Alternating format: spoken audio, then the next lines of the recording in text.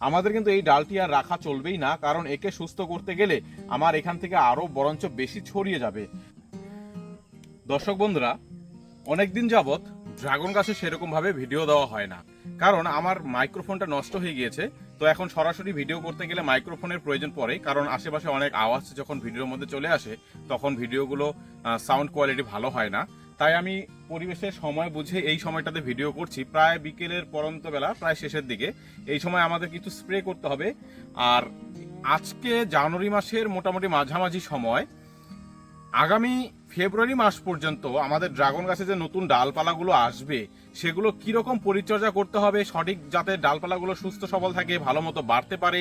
এই জানুয়ারি ফেব্রুয়ারি মাসে সঠিক ড্রাগন গাছের কিরকম পরিচর্যা করতে হবে আজকের ভিডিওর মাধ্যমে কিন্তু সম্পূর্ণভাবে খুব সুন্দরভাবে তুলে ধরবো।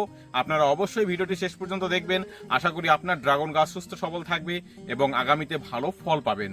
তো আপনারা দেখতেই পাচ্ছেন এই যে ড্রাগন গাছে দেখুন একটু খামখেয়ালাপনার জন্য এই যে গাছে কিন্তু এরকম ফাঙ্গাসের আক্রমণ হয়েছে। এর আগে কিন্তু আমি ফাঙ্গাসের আক্রমণ প্রায় অনেকটাই নির্মূল করে দিয়েছিলাম।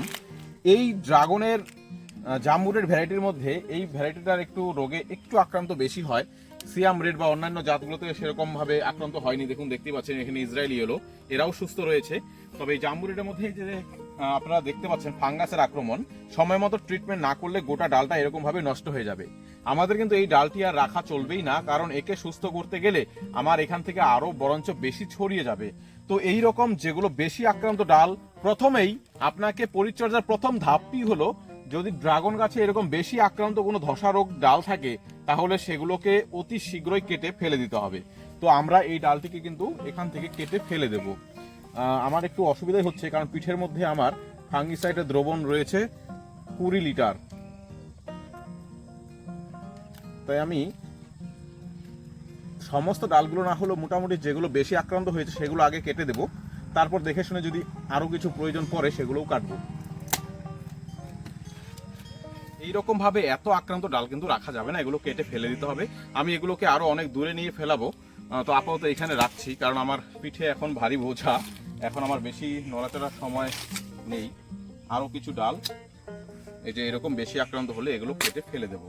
আর যেগুলো কম আক্রান্ত করবে, এই যে এখানে একটু কম, জাস্ট খালি এই জায়গাটাতে আক্রমণ করেছে, তো এটাকে আমরা এইভাবে চেঁচে ফেলে দেবো। এবং এখন যে আমি ফাঙ্গিসাইড স্প্রে করব, এটা পরবর্তী 7 দিন পর আরেকবার স্প্রে করলে কিন্তু গাছটা সুস্থ হয়ে যাবে। বাস এইরকম দেখে দেখে আমার যত বেশি আক্রান্ত ডাল আছে সেগুলো কিন্তু কেটে ফেলে দেব। এইখানেও আমি একটা দেখতে পাচ্ছি, এই ধরনের আক্রান্ত ডাল সব কেটে ফেলে দেবো। যদি আপনার ড্রাগন বাগানে এইরকম ভাবে ফাঙ্গাসের আক্রমণ হয়ে থাকে তাহলে কিন্তু আপনি একটুও দেরি করবেন না, অতি শীঘ্রই ফাঙ্গিসাইড স্প্রে করে দেবেন। যদি বেশি মাত্রা এরকম আক্রমণ করে তাহলে এই সময় কিন্তু কপার অক্সিক্লোরাইড গ্রুপের ফাঙ্গিসাইড অবশ্যই স্প্রে করবেন। সাথে সালফার যদি আপনি যোগ করে একসাথে স্প্রে করেন তাহলে গাছ আরো দ্রুত সুস্থ হবে। আর যদি আপনার কাছে কপার অক্সিক্লোরাইড গ্রুপের না থাকে তাহলে আপনি আপাতত কার্বন ডিজামিন গ্রুপের এবং ম্যাঙ্কোজেবের যে মিশ্রিত যে ফাঙ্গিসাইড সেটি স্প্রে করে যান। কিন্তু আপনাকে অবশ্যই কিন্তু ঘুরিয়ে ফিরিয়ে কপার একবার হলেও স্প্রে করতে হবে। আগামী 7 দিন পরে এই ছত্রাকনাশক আবার পুনরায় স্প্রে করব, তাহলে গাছ অনেকটা সুস্থ হয়ে আসবে। এবং তৃতীয়বার আমি যেটা স্প্রে করব সেটা হচ্ছে ম্যাঙ্কোজেব এবং কার্বন ডিজামিন গ্রুপের ফাঙ্গিসাইড একসাথে, যেটা মিশ্রিত অবস্থায় পাওয়া যায়, সেটাকে আমি স্প্রে করে দেবো। তাহলে গাছ অনেকটাই সুস্থ হয়ে আসবে। এই ফাঙ্গিসাইডটা আমি আগে স্প্রে করে নিচ্ছি, তারপরে বাকি বিষয়গুলো আপনাদের সামনে তুলে ধরছি। এইভাবে সমস্ত গাছে একদম উপর থেকে নিচ পর্যন্ত কিন্তু আমাদের স্প্রে করে দিতে হবে।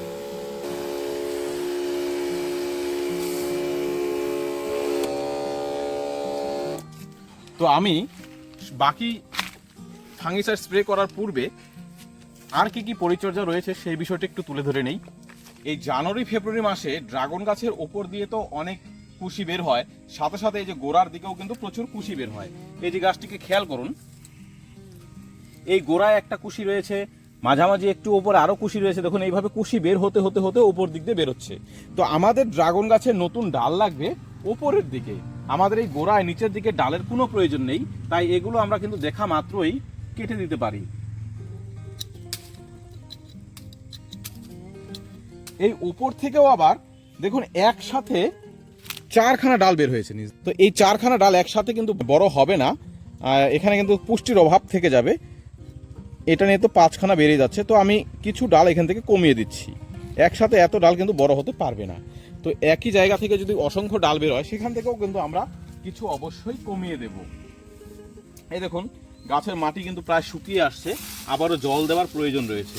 জল না দিলে এই উপরের দিকে ডাল কিন্তু ভোতা হয়ে যাবে, মানে বেশি খাবার গ্রহণ করতে পারবে না, ডালগুলো লম্বায় অনেক কম বাড়বে। যথেষ্ট মোটা হয়েছে, এখন শুধু অনেকটা লম্বা হলে অনেকটা সুবিধা হবে। গাছের ডালপালা যত মোটা লম্বা হবে পরবর্তীতে ফলন কিন্তু তত বেশি পাবো। তো এইভাবে আমরা কিন্তু গাছের গোড়ায় কোনো ডাল রাখবো না, এবং ওপরের দিকে ডাল রাখলেও এক ডাল থেকে যে অসংখ্য ডাল বেরিয়ে যাবে সেই ডাল থেকে কিছু কমিয়ে দেব। আপনারা এখানে আরো একটু বিষয় লক্ষ্য করুন, এই যে এই ডালটি এটি ভোতা হয়ে গিয়েছে, এখান থেকে আর কোনো লম্বা হওয়ার চান্স নেই, হলেও অনেক দেরি হবে। এই ভোতা ডাল রাখার আমার কোনো প্রয়োজন নেই, এগুলো আমরা রাখবো না। এর থেকে নতুন ডাল আসুক, সেগুলো ভালো মতো বাড়ুক, সেগুলো রাখবো। পরিচর্যার অভাব হলে পরে কিন্তু এরকম খাটো হয়ে যাবে ডাল। আমার এই বাগানে কিছু ডাল এরকম খাটো হয়ে গিয়েছে, কারণ আমি সময় মতো জল প্রয়োগ করতে পারিনি, আমি কিছু ব্যস্ততার কারণে ভালো মতো যত্ন করা হচ্ছে না। তো এখন আমি নিয়মিত ড্রাগনের বিভিন্ন পরিচর্যার ভিডিও দেব, এবং আমার এই বাগান ভালো মতো যত্ন করার জন্য আমি যা যা করতে লাগে সেগুলো করব, যাতে এবার আমি ফলনটা একটু বেশি পাই, আপনাদের মাঝে সেই বিষয়গুলো যেন তুলে ধরতে পারি। ড্রাগন গাছে এই সময় তাহলে প্রথমে আপনাকে খেয়াল রাখতে হবে গাছের ডালপালাগুলো সুস্থ রয়েছে কিনা, ফাঙ্গাসের কোনো রকম আক্রমণ হয়েছে কিনা। যদি আক্রমণ হয় দ্রুত আপনাকে ফাঙ্গিসাইড প্রয়োগ করতে হবে। কি কি ফাঙ্গিসাইড প্রয়োগ করতে হবে সেগুলো তো এখন আমি বললাম, আপনারা পারলে আরেকবার শুনে নেবেন।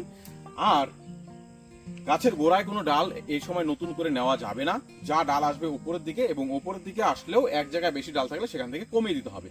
পাশাপাশি এই সময় কিন্তু নিয়মিত সেচ দিতে হবে। গাছের গোড়ায় মাটি শুকনো থাকলে গাছের ডালগুলো কিন্তু ভালো মতো খাবার গ্রহণ করতে পারবে না, তখন গাছের ডালগুলো ভোতা হয়ে আসবে। তাই আমরা সময় মতো নিয়মিত জল প্রয়োগ করব। আরেকটি বিষয় দেখতে পাচ্ছেন, আমার বাগানে কিছু কিন্তু আবার আগাছা পূর্ণ হয়ে গিয়েছে। তো এই আগাছাগুলোকে আমাকে আবার দমন করতে হবে, কারণ প্রচুর পরিমাণে সার দেওয়া আছে। এই আগাছা থাকলে কিন্তু গাছের গোড়া সার খেয়ে ফেলবে। এই লাইনটিতে আপনারা যদি দেখতে পান তাহলে দেখবেন যে ভেতরে কিন্তু কোনো আগাছা জন্মাতে পারেনি, কারণ আমি ভেতরেও মালচিং তো দু সাইড দিয়ে রয়েছেই, ভেতরে আমি আবার শুকনো পাতা দিয়েছি, যার কারণে ঘাস কিন্তু জন্মাতে পারেনি। তো আমি চেষ্টা করব এই বাকি অংশগুলো আরেকবার পরিষ্কার করে কিছু শুকনো পাতা দিয়ে দেওয়া, তাহলে পরে কিন্তু আর এরকম ভাবে ঘাস জন্মাতে পারবে না। দর্শক বন্ধুরা, ড্রাগন গাছের আরো বিভিন্ন রকম পরিচর্যা বিষয় নিয়ে আমি ভিডিও নিয়ে আসবো, আপনারা আমার সঙ্গে থাকবেন। এর আগে নিয়মিত ভিডিও দিতে পারিনি জন্য আপনাদের অনেকের কাছে হয়তো আমার এখন ড্রাগন গাছের যে ভিডিও, মানে ফুল ভিডিওগুলো, লং ভিডিওগুলো আপনাদের কাছে পৌঁছাচ্ছে না। তো আমি এখন শর্ট অত তৈরি করব না, ডিটেলস ভিডিওই আমি তৈরি করব চ্যানেলে, যাতে আপনাদের বুঝতে সুবিধা হয়, এবং আগামীতে আশা রাখছি আপনারা আমার এই চ্যানেলের সাথে জুড়ে থাকবেন। তো দর্শক বন্ধুরা, আজকে এখানেই বিদায় নিচ্ছি। সকলে ভালো থাকবেন, সুস্থ থাকবেন, নমস্কার।